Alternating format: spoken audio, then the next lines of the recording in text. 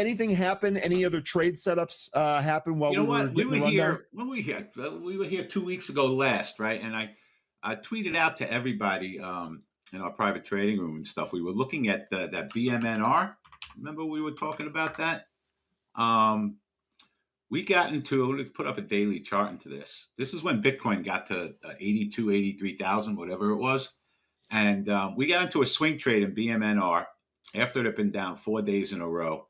Our average price was like 25.50 that we got into the swing trade.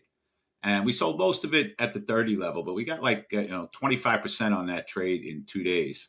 And I mean, this exactly followed the Bitcoin chart. It was the same exact thing. So we were talking about how do I trade Bitcoin? I can't afford to trade Bitcoin itself, right? Unless you want to trade the futures, the micro futures.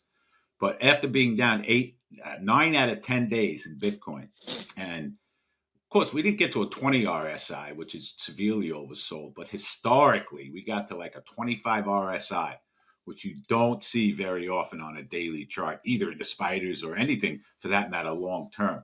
But that was a perfect setup when we hit this. I think it was 82,000 was the low, 80,740. And if we go look at, I think it was our weekly chart or our monthly chart. Yeah, our monthly chart. Check this out, guys and girls. This is 1 month.